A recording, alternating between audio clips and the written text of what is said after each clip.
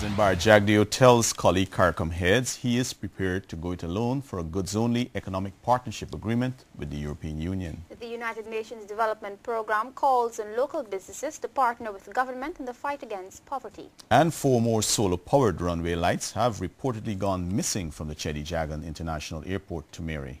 The details of these and other stories, business news, judiciary and of course the latest sporting action in the Diamond Mineral Water and NCN Sport News and more after this.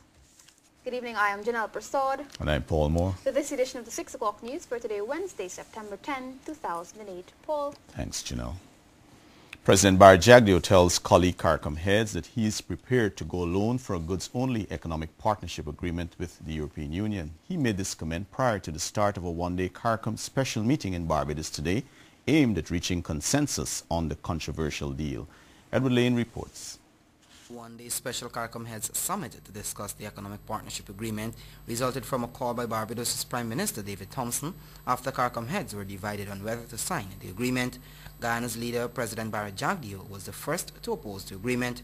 The president indicated prior to the opening of the summit today that he is willing to listen to the arguments of his colleagues. He, however, reaffirmed that signing a full EPA would not be the best option for the region, noting that he is willing to go it alone if his colleagues were not in support of his goods-only proposal. President Jagdeo says heads should try to create some space, pause and reconsider the EPA, adding that the consensus should not be built alone on what heads feel, but should look at the other voices in the region. He calls on heads to take more time and have an open debate on it, since European can't bring the sanctions if all countries collectively pause. He said his suggestion for a goods-only deal with Europe could work if the leaders took time to explore it. But the St. Vincent and the Grenadines Prime Minister, Dr. Ralph Gonsalves, said it was likely that Guyana would eventually support the entire EPA package. Gonsalves says President Jagdeo's goods-only option was not being offered to CARIFORUM, CARICOM and the Dominican Republic. Dr. Gonsalves says he does not think it is an issue of seeking to persuade anybody, but to collectively agree on the way forward. And Barbados' Prime Minister David Thompson insisted too that Jagdeo's call for leaders to hold strain on signing a full EPA should not be answered. He thinks that the time for pausing has ended and any further delay will only end up in a defeat.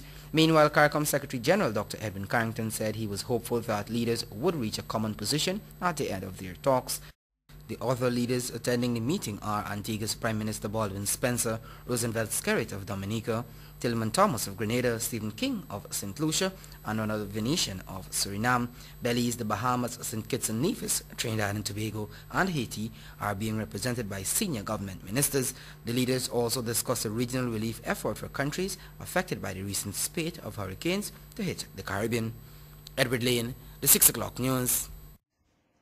In the meantime, a wide cross-section of Guyanese trade unions has expressed support for the position taken by President Barry Jagdeo on his preference to sign a goods-only agreement with the European Union.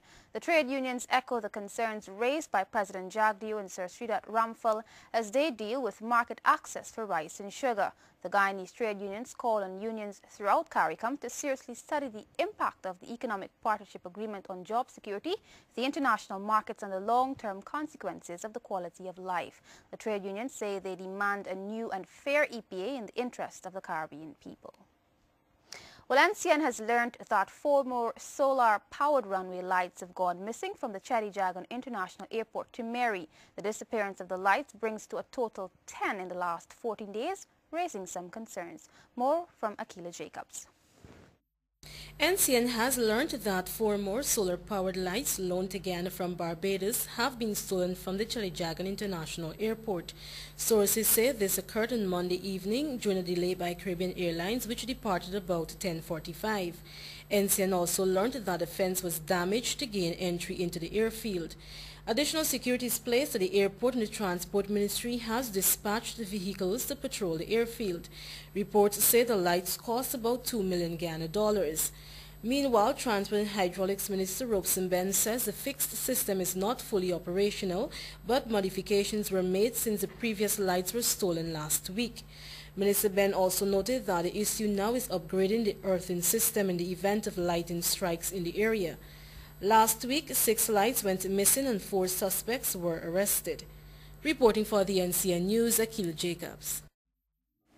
The United Nations Development Programme is calling on local businesses to partner with government in the fight against poverty and creating employment opportunities for the poor. UNDP Resident Representative Didier Trabuc made this call at the launch of UNDP's Global Study Report on Strategies for Doing Business with the Poor at the Georgetown Club today. Edward Lane was there. UNDP has conducted a worldwide case study to see how the private sector can assist governments with the eradication of poverty. The study, which started in 2004, was launched today. UNDP Resident Representative Didier Trabuc in his address said the private sector has a critical role in the eradication of poverty in Guyana. Trabuc says the business community can use strategies to create employment for the poor and at the same time make a profit. And truly, the term inclusive markets, which is further developed in that report, is a concept whose time has come because it captures three important realities. Firstly, of course, the ever-growing role of the private sector in the economic activity. Secondly, a very large percentage of the world's poor already operate with the private sector.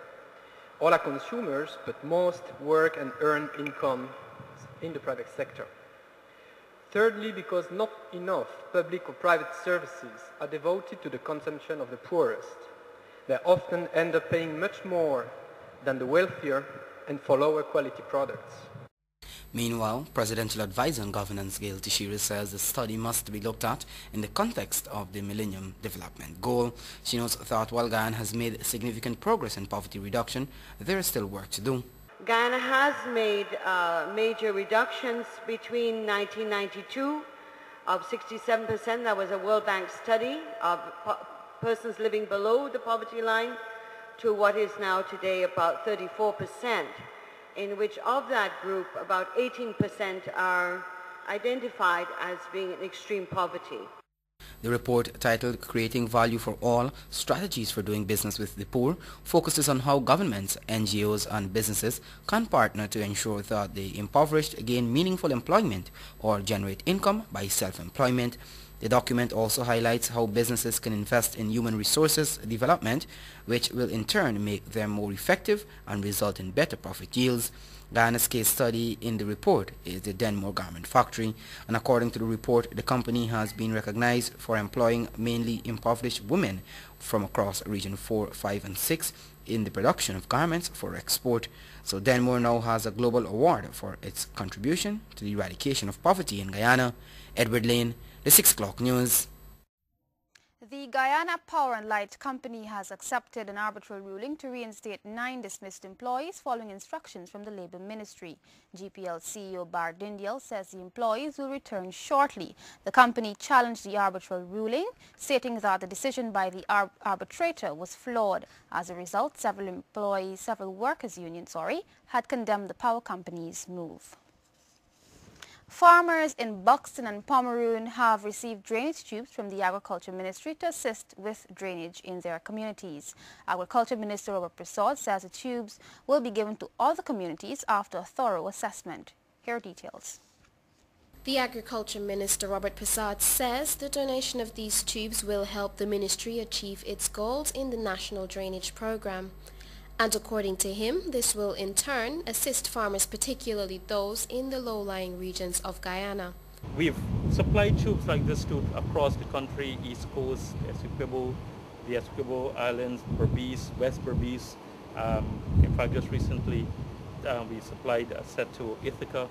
So it's not only these groups alone, and I don't want farmers to believe that all these tubes behind me are being given to these groups, just a part of. But it also shows that we are keeping as much as we can inventory so that we can respond to emergency and also be in a position to respond to farmers' need. The minister later reiterated that these tubes are very costly and not everyone will get. He says engineers will assess the area if a farmer requests tubes for their land. At the same time, the drainage tubes are not for an individual farmer but must benefit all other farmers in the particular area.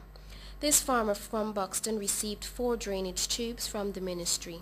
I made a request to the Honorable Minister for some tubing because of the excess of water on the lands in Buxton. Now, I should thank him for this aid, because this would encourage us and would enable us to plant and without any reasonable amount of water being on the land. A large quantity of tubes is still available, and interested persons should contact the Ministry of Agriculture if any is needed. Reporting for the NCN 6 O'Clock News, I'm Tiadi Blair.